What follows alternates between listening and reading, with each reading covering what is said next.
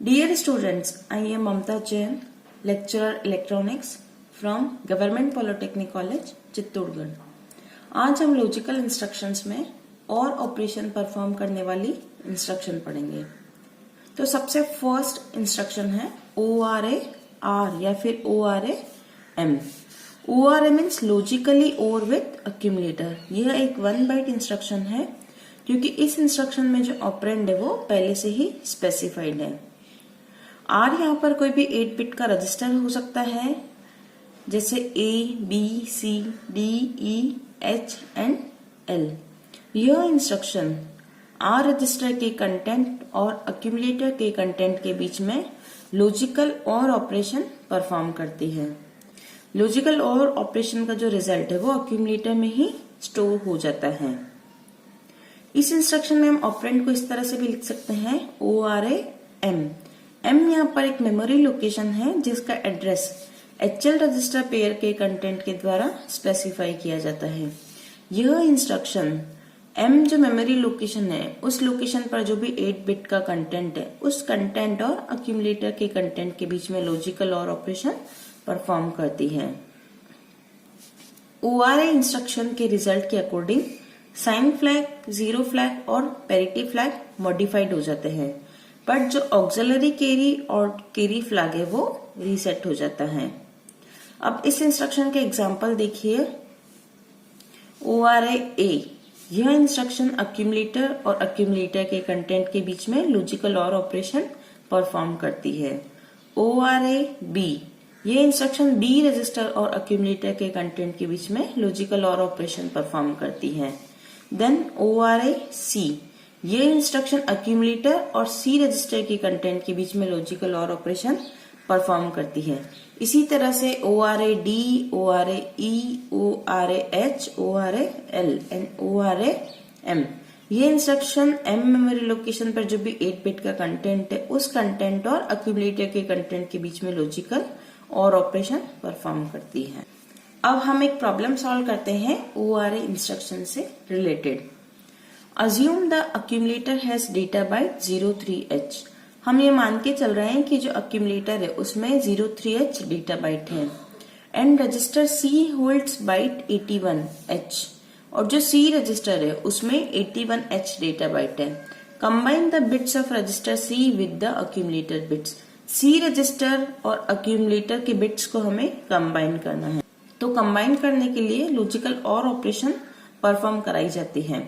तो लॉजिकल और operation perform कराने के लिए जो इंस्ट्रक्शन यूज करेंगे वो है ORA C। यह इंस्ट्रक्शन अक्यूमुलेटर और C रजिस्टर के कंटेंट के बीच में लॉजिकल और ऑपरेशन परफॉर्म करेगी, जिससे क्या होगा अक्यूमुलेटर और C रजिस्टर की जो बिट्स है वो कंबाइन हो जाएगी।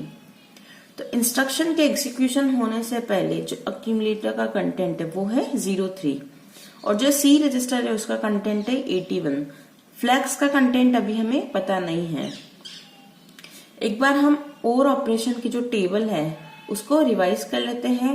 सपोज दो इनपुट है X और Y, इन दोनों इनपुट्स के बीच में और ऑपरेशन परफॉर्म करना है तो इसका जो रिजल्ट होगा वो होगा X प्लस Y। दोनों अगर 0 0 है तो आउटपुट भी 0 होगा। 0 1 पर 1, 1 0 पर 1 और 1 1 पर भी 1। अब हम A रजिस्टर और C रजिस्टर के कंटेंट के बीच में लॉजिकल और ऑपरेशन का रिजल्ट देखते हैं।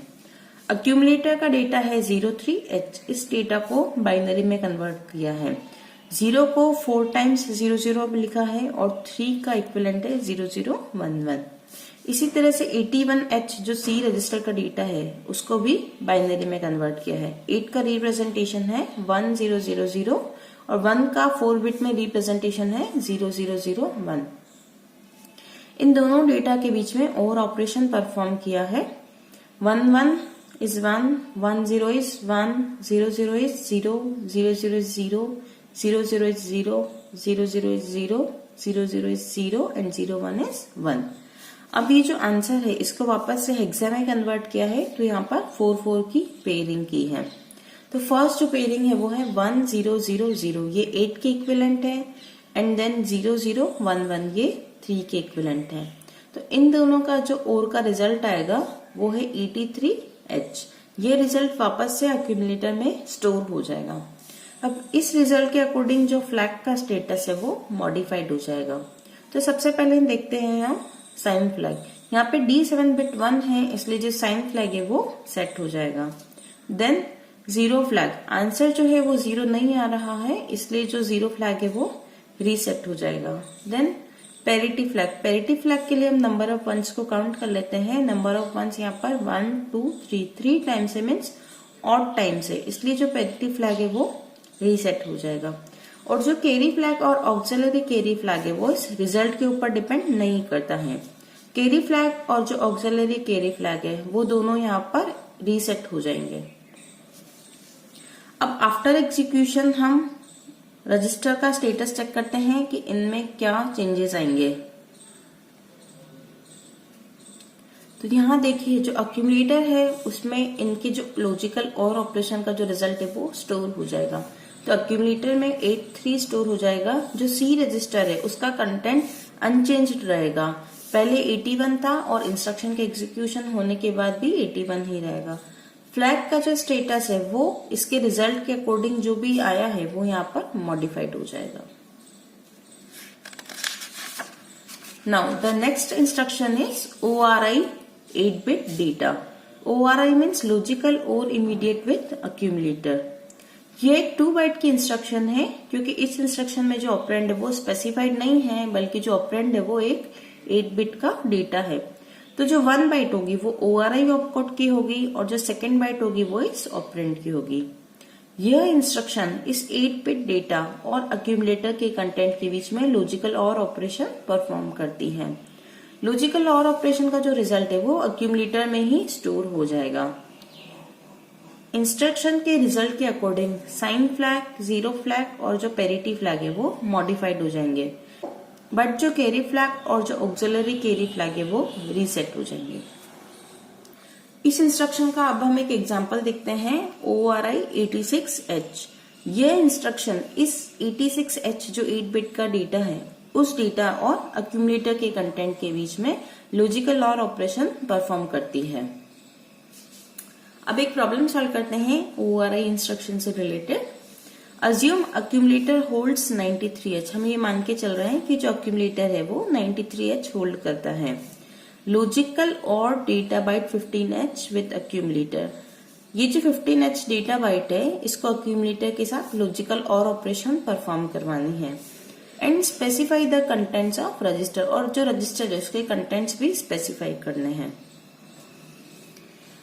तो इसके लिए हम इंस्ट्रक्शन यूज करेंगे ORI 15H। यह इंस्ट्रक्शन इस 15H जो 8 बिट का डेटा है उस डेटा को अक्यूमुलेटर के कंटेंट के साथ लॉजिकल और ऑपरेशन परफॉर्म करवाएगी।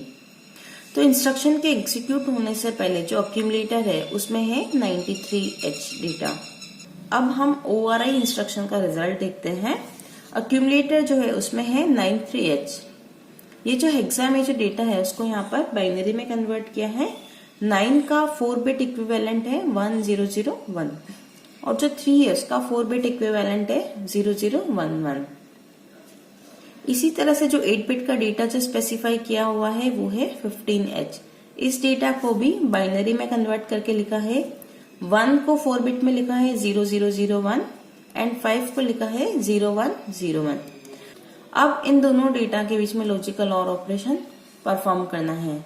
तो इसका रिजल्ट देखिए, 1 1 is 1, 1 0 is 1, 0 1 is 1, 0 0 is 0, 1 1 is 1, 0 0 is 0, 0 0 is 0 and 1 0 is 1। अब ये जो रिजल्ट आया है 8 बिट का, इसको वापस से हेक्सा में कन्वर्ट किया है। तो हेक्सा में कन्वर्ट करने के लिए अगेन 4 4 की पेयरिंग की है। तो फर्स्ट जो पेयरिंग है वो है 1 0 0 1 जो 9 के इक्विवेलेंट है एंड 0 1 1 1 सेकेंड पेयरिंग है जो 7 के इक्विवेलेंट है। इस तरह से इनके जो और ऑपरेशन का रिजल्ट है वो 97H आया है। यह रिजल्ट वापस से अक्यूमुलेटर में ही स्टोर हो जाएगा। अब हम फ्लैग का स्टेटस देखते हैं जो इस रिजल्ट के अकॉर्डिंग मॉडिफाइड होता है। सबसे पहले है साइन फ्लैग। यहाँ पे D7 बिट 1 है, इसलिए जो साइन फ्लैग है वो सेट हो जाएगा। ये जो रिजल्ट है ये पूरा 0 नहीं आ रहा है, इसलिए जो 0 फ्लैग है वो रीसेट हो जाएगा। देन पैरिटी फ्लैग के लिए हम नंबर ऑफ वंस को काउंट कर लेते हैं। नंबर ऑफ वंस यहाँ पर 1 2 3 4 5 टाइम से मीन्स ऑड टाइम से, इसलिए जो पैरिटी फ्लैग है वो भी रीसेट हो जाएगा। AC और जो CY ऑक्सिलरी कैरी और जो कैरी फ्लैग है वो इस रिजल्ट पर डिपेंड नहीं करते हैं। इस इंस्ट्रक्शन के एग्जीक्यूशन के कारण ये जो दोनों फ्लैग है वो रीसेट हो जाते हैं। अब हम रजिस्टर में देखते हैं क्या चेंजेस आते हैं। अक्यूमुलेटर जो है उसमें ये रिजल्ट स्टोर हो जाएगा 97। तो इंस्ट्रक्शन के एग्जीक्यूशन के पहले अक्यूमुलेटर में 93 सेव था और इंस्ट्रक्शन के एग्जीक्यूशन के बाद अक्यूमुलेटर में 97 सेव हो जाएगा। मीन्स अक्यूमुलेटर का जो कंटेंट है वो चेंज हो जाएगा। फ्लैग्स में ये जो फ्लैग्स का स्टेटस है जो इस रिजल्ट के अकॉर्डिंग मॉडिफाइड हुआ है वो इस फ्लैग में सेव हो जाएगा। तो अब नेक्स्ट लेक्चर में हम XOR ऑपरेशन परफॉर्म करने वाली इंस्ट्रक्शन पढ़ेंगे। Thank you.